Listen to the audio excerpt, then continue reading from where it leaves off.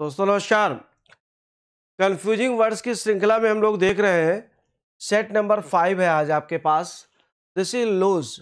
Loose का मतलब होता है खोना। तो लूज जो है ये एक वर्ब है।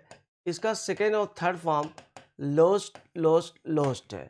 ये लूज जो है लूज ये एडजेक्टिव है। अब हम लोग कैसे इसको बोलते हैं? Yesterday I lost 500 rupees. कल मुझे 500 रुपया मुझसे खो गया। और loose your shirt is loose. आपका शर्ट लूज है, ढीला है। लेशन का मतलब होता है part. I have memorise the first lesson, या हम ये कहते हैं I have memorise the first, I have learn the first lesson.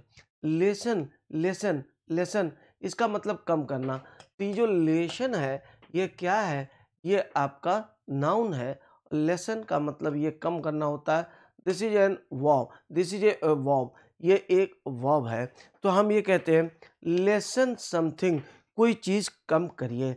Letter, ये this is the comparative degree of late. जैसे हम ये बोलते हैं कि today I reach there late, आज मैं वहाँ लेट से पहुँचा। बट राम केम लेटर, लेकिन राम और ज़्यादा देर से आया, उसे हम लेटर कहते हैं। लेटर ऑन एक और फ्रेज होता है जिसका मतलब होता है कि बाद में। Later on I shall discuss these points, बाद में मैं इन पॉइंट्स को डिस्कस करूँगा। ये लेटर है, that is former, latter, first, last. अगर हम दो की बात करते हैं तो पहला वाला फॉर्मर होता है, दूसरा वाला द लेटर होता है। जैसे हम बोलते हैं Ram and Shyam are my friends, the former is taller than the latter. इसका मतलब हो गया पहले वाला दूसरे वाले से ज़्यादा लंबा है। अब आ जाइएगा 44 में माइनर माइनर माइनर माइनर, ये दिया गया। माइनर जो होता है उसका माइन पे जो काम करता है, the person who works in a mine is called a minor. ये नाउन हो गया, दोनों नाउन है। और ही इज ए माइनर यहाँ पे नाबालिग के सेंस में होता है। माइनर चाइल्ड भी कहा जा सकता है। This is both adjective and noun. तो minor, you are a minor, that is why you can not be given a bike. आप नाबालिग हैं, अभी 18 साल के नहीं हुए हैं, बच्चे हैं, इसलिए आपको बाइक नहीं दी जा सकती। My father is a miner as he is working in a mine, चूंकि वो माइन में काम कर रहे हैं, that is why he is a miner. आगे देखिएगा, मैरी का मतलब शादी करना, यह वर्ब है। और मेरी का मतलब होता है प्रश्न, यह एडजेक्टिव है। तो इसका मतलब हम क्या कहते हैं? राम मैरिड सीता, राम ने सीता जी से शादी किया। योर मेरी मेकिंग, मेरी मेकिंग एक्टिविटी, मेरी making habit always attracts others. आपका जो प्रश्न करने वाली हैबिट है वो दूसरों को आकर्षित करती है। मॉरल, ये एडजेक्टिव है। इसका मतलब होता है कि नैतिक।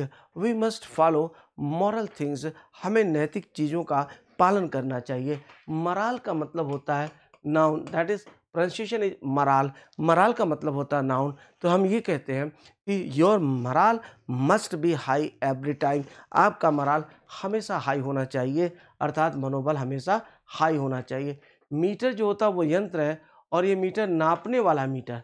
हम जब बोलते हैं नापने वाला, जब यंत्र की हम बात करते हैं, मानिए ये सामान लेकर के आए तो ये मीटर हो जाएगा जो ऊपर वाला है। और जो नापने वाले, अगर हम इसकी बात करते हैं तो दैट विल बी मीटर, जिसमें लास्ट में ई लगा होगा। That is the difference.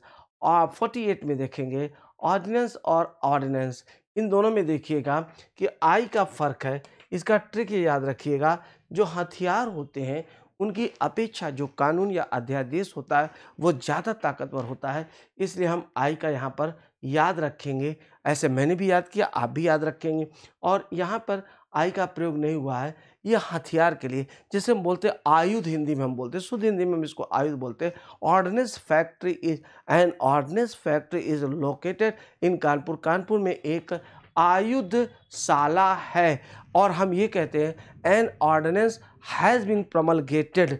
N ordinance एक अध्यादेश। अभी आजकल आपने देखा होगा कि यूपी गवर्नमेंट में एक ऑर्डिनेंस बनाया गया है, वो illegal unlawful conversion of religion, religion का, धर्म का जो अनलॉफुल गैर कानूनी रूप से धर्म परिवर्तन अध्यादेश है, दैट इज कॉल्ड ऑर्डिनेंस। तो ऑर्डिनेंस का प्रयोग वहाँ पर हुआ है, रोज मिलता है हम लोगों को। परसिक्यूट, परसिक्यूट का मतलब होता है सताना, किसी को पीड़ा देना। You must not persecute others, आपको दूसरों को नहीं सताना चाहिए। Prosecute, if you do not follow the traffic rule you will be prosecuted, मतलब अगर आपने ट्रैफिक रूल को फॉलो नहीं किया तो आपके ऊपर मुकदमा चलेगा।